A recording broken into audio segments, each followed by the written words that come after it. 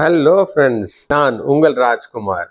இன்னைக்கு understanding waiting period in health insurance part 3இல் existing டிசீஸை பற்றி ஒரு அவேர்னஸ் கொடுக்க இருக்கிறோம்.